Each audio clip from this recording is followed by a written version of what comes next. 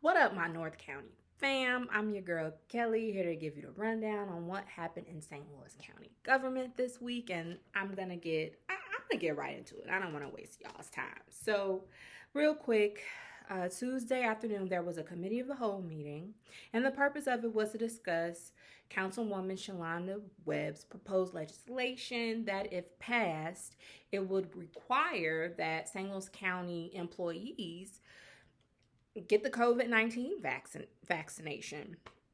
And so, and if those folks, if they don't get vaccinated, then employees would have to wear a mask inside county buildings, and they'd also have to be tested every 2 weeks.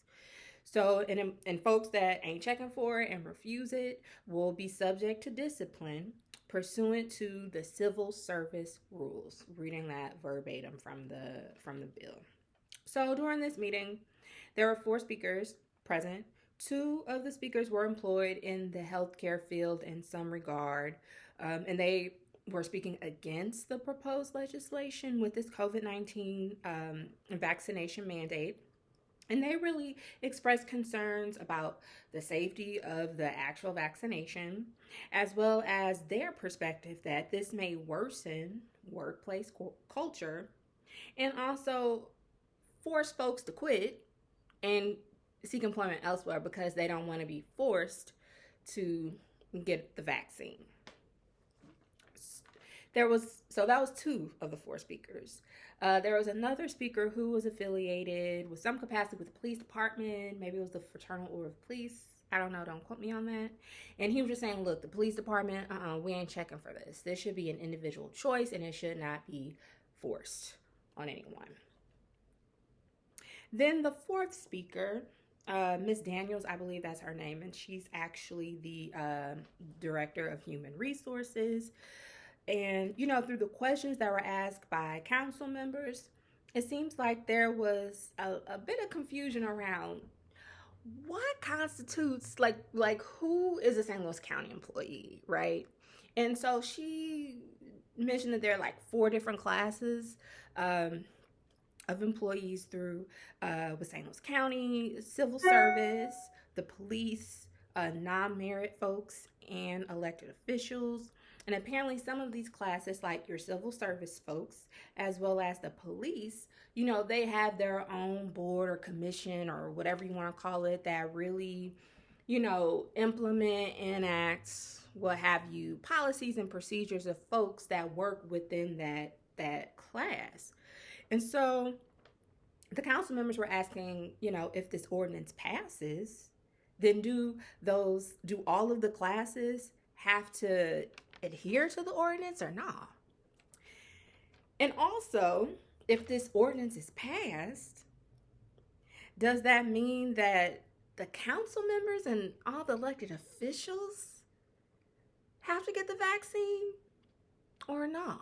Inquiring minds, they really wanted clarification on that. And of course, they turned to the county counselor, that was sitting there, and they're like, so sis, what's up? Can you answer these questions for us? And of course, as you all know, and I already knew the answer to this, unfortunately, they cannot share that type of information during a public meeting.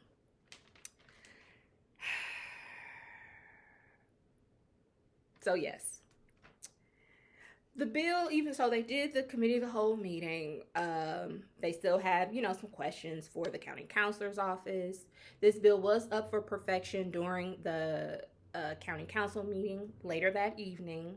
And Councilwoman Webb, she put it on pause until the council is able to till they're able to get their answer questions by the counselor's office regarding clarification, not only about who's considered a St. Louis County employee, but also questions around liability.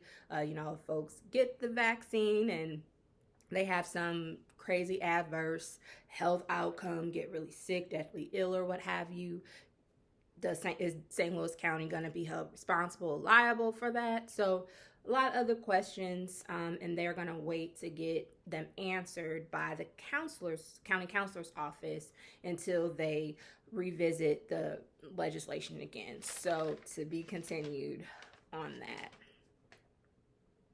And then I'm really gonna round it out, y'all, this week with the legislative corner. There were quite a few bills that were passed during the county council meeting on Tuesday, and I'm just gonna kind of lift up a few. Y'all know how I do. So there was one appropriating. Okay, y'all. So there was a decision made about appropriating some of this ARPA federal coin. Are you ready for it? You hear it? Because I know I was excited to hear how some of it was going to be spent. So $500,000 of ARPA coin will go towards extending the contract with Deloitte to support their auditing services to make sure St. Louis County is in compliance with, spending that coin. So yes, Deloitte will give $500,000 of the ARPA funding. There is another piece of legislation that was passed temporarily putting a pause on residential evictions in St. Louis County. And this was not a unanimous, agreed vote. So you had a couple no's from Tracus and Fitch, and then you had Days, Dunaway, Webb, and Clancy voting in agreement with this ordinance. And obviously, the folks that said yes had it. There were also several bills accepting grant funding. So one accepting up to $283,000 supporting the St. Louis County Multi-Jurisdictional Drug Task Force. Another one accepting up to $64,000 to support a forensic scientist and equipment and software for the crime lab with the police department. You also had another piece of legislation accepting up to $240,000 to support the salary and benefits of 3 detectives who investigate crimes that exploit children. You also had a grant legislation accepting reimbursements related to the state investment in local public health services project. And you also had a grant or legislation passed accepting a grant up to $227,000 to support the health department's COVID-19 and adult vaccination supplemental project. So that's all I have for you this week, y'all. Please stay safe out there, and we'll see you soon. Peace.